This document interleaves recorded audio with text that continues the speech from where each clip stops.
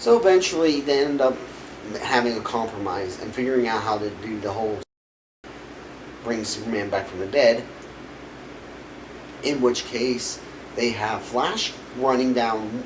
They go back to where Zod was reborn as Doomsday. They put Superman in the water. They put and then they kind of toss the cube into it. Well, Flash's job is to run down the tube and then use his speed source power, whatever, with the lightning and all, touch the thing just as it hits the water and activate the whole damn thing. Which it works! And Superman seems okay. He goes back, he shoots out of there. He heads to the memorial they made for him. And it's wonderful. Superman's back, ladies and gentlemen. Everybody but Batman goes to greet him. They're all so happy. And then he kind of looks at him like, who the hell are you? And yeah, freaks Cyborg out enough that his his mechanical parts sense, oh shit, he's gonna kill us, and his mechanical portion goes rogue and tries to kill Superman. Yeah, that goes about as well as you can imagine. Just like, not at all. So yeah, so we get a big fight with the Justice League. They not named Justice League because they never call themselves the Justice League. Without Batman, because Superman would have probably. No, actually, Batman does show up. So Superman basically takes offense to the fact that Cyborg shot a missile at him. He also freaks out Flash because Flash tries to run behind him, and then he looks over and gets this oh shit look because Superman's following him the whole time. It's freaking hilarious. So eventually Batman comes by. Superman's... That doesn't go on over too well. Superman even brings up, while he's holding him, he goes, "Do you bleed?"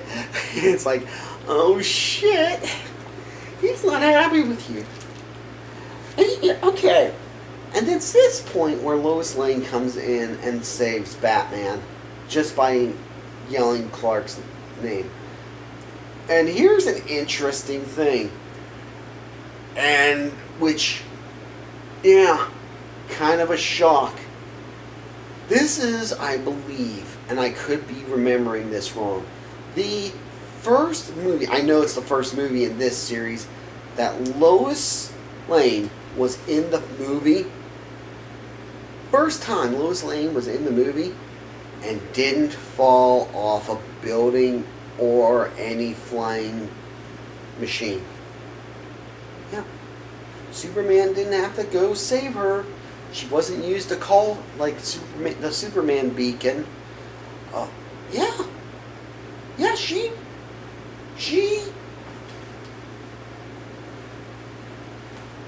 was actually... I'm not gonna lie. I liked Lois more in this movie because she wasn't in it. I hate to say this, but the way they portrayed Lois in the previous two movies, where she said in herself in this movie, "Oh, I'm a dedicated reporter." No, you're a freaking risk taker who's a complete idiot. You freaking, in the first movie, you went up north to uninvited to a military operation that was found. Superman's found some kind of thing where Kryptonian, Kryptonian thing, and you nearly got killed. In the second movie, and let's not even, I don't even know how many times she almost gets killed in the first one. and Man of Steel. Then in the second movie, Batman v Superman, you get caught by Lex Luthor and turned into the Superman signal. Let's not lie about this. You're the Superman signal. You're no better than the Bat signal. So, yeah. So yeah, but in this movie, Lois is seen talking to Clark's mom, who something else is, goddamn, was this so nice that neither one of the damn parents told Clark either one, let him die, or two, you don't owe them anything and should just, which was basically, which using in the tone was basically, let him die. Oh my god, that was so refreshing.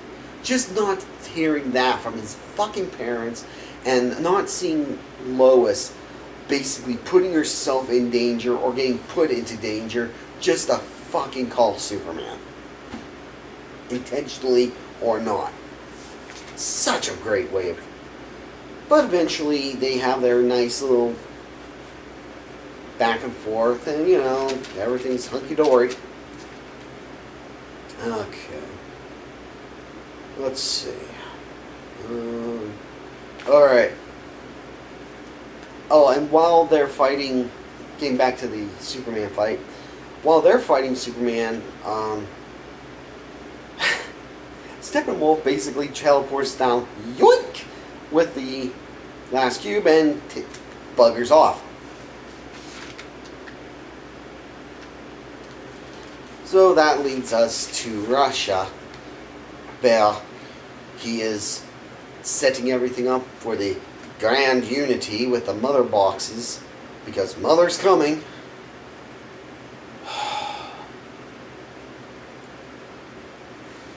And this is the beginning of where I fucking really fall apart on this villain, because it's bad enough that no point did I see this guy as a major threat, because it's like, oh, he's jumping around. Well, I already...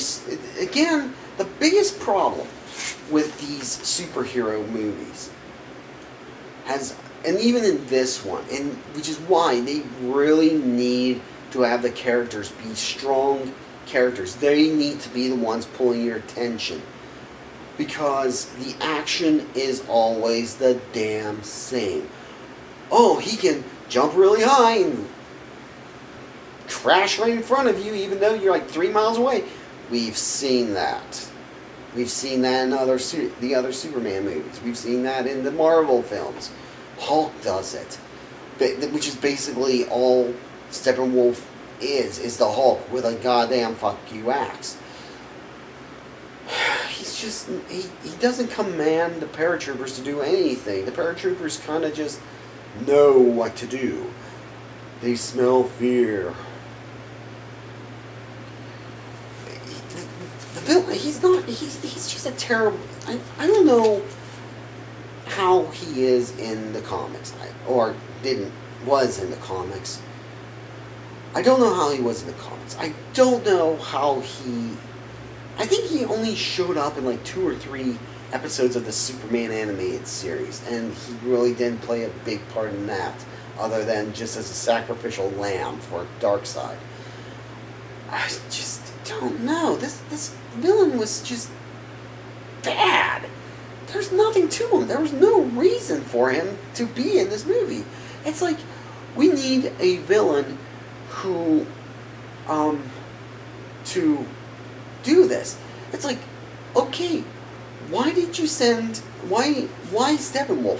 Why Steppenwolf? He already, I can't see Darkseid. Darkseid doesn't strike me as the guy who sends people to do things twice after they failed the first time.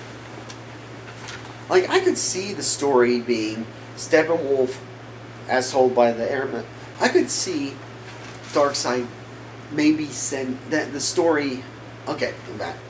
I could see the story of what happened before being Steppenwolf did this, failed, and then like they send someone else, like Granny Goodness, or Darkseid's son, the adopted one. I can't remember what his fucking name is. Why wasn't he in this movie instead of Steppenwolf? You know, of course, I don't think he would have been written any better because Zack Snyder can't write for shit. I think he wrote and maybe he had Goyer help him, but, you know, some of these... Goyer is a perfect example of a writer who needs to put on a leash with someone otherwise his fucking bullshit is going to show. But yeah, it's like, why? All these other villains, and you lit a villain who's already known to have failed. He failed against Amazons, Atlanteans, gods, and freaking humans. And now you sent him back to fight one Amazon, because one Amazon, he's beaten this time by one Amazon when it took an army, one Atlantean when last time it took an army, one human, which again, army, one human with and one enhanced human with cybernetics, and another human who is able to run really fast. Sorry, Flash, you can run really fast. I really think they really didn't use that to, other than the Superman thing, I really don't think they used the speed thing to the Superman wake up thing. I don't think they used Flash to his best. At least Cyborg didn't feel like he was not needed in the story.